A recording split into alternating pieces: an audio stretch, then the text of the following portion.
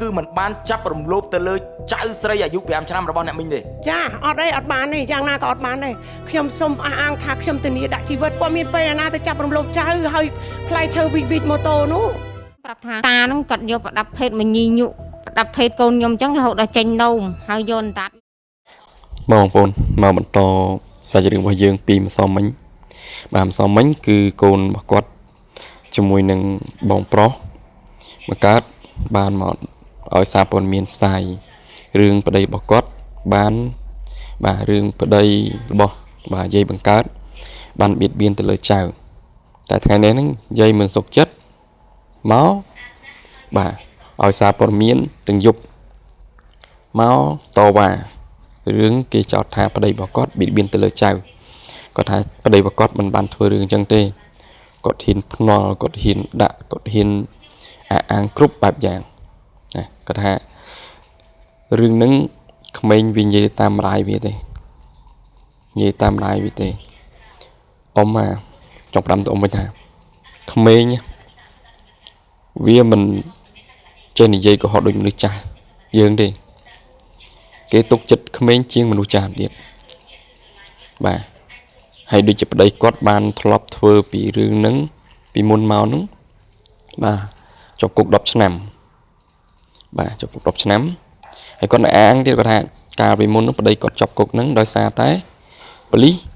គេមិនរត់ដំណោះស្រាយហើយគេមិនរកយុត្តិធម៌ឲ្យគាត់ចោទប្រកាន់គាត់ទៅវិញយ៉ាអ៊ំ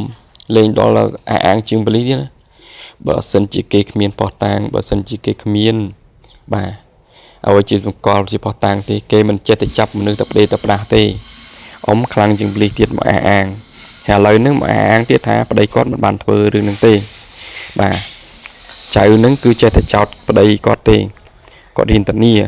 ហើយគាត់ហៅថាឲ្យប៉ូលីសហ្នឹងសឹងឲ្យប៉ូលីសចាប់កូនគាត់ជាមួយនឹងកូនផ្សារហ្នឹងទៅកុំចាប់ប្តីគាត់អូអ៊ំមិនដឹងជាអ៊ំនឹងលងស្រឡាញ់ប្តីអ៊ំយ៉ាងខ្លាំងយ៉ាងណាទេបានជាបាទចាប់កូនគាត់ក៏មិនខ្វល់ទេតែកុំឲ្យចាប់ប្តីគាត់បាទនិយាយក្តីស្រឡាញ់គាត់នឹងធំធេងប៉ុណ្ណាទេដែលគាត់ហ៊ាននិយាយចឹងហើយគាត់ហ៊ានអាងទៀតគាត់ហ៊ានធានាទៀតបាទធានាលើរឿងហ្នឹងទៀតអញ្ចឹង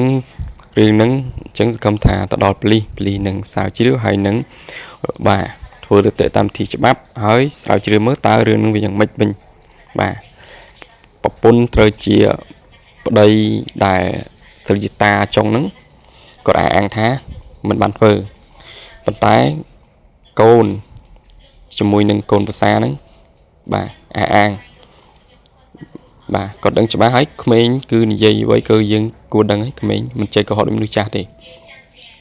ហើយរឿងហ្នឹងទៅជាយ៉ាងណាមានតែតាមចាំតាមដានថាតើបាទតានឹងបានប្រព្រឹត្តឬអត់មានតែប៉ូលីសទេដែលជាអ្នកបាទដោះស្រាយបាទហើយបងប្អូនយល់ឃើញយ៉ាងណាចំពោះបាទអ៊ំស្រីម្នាក់នេះ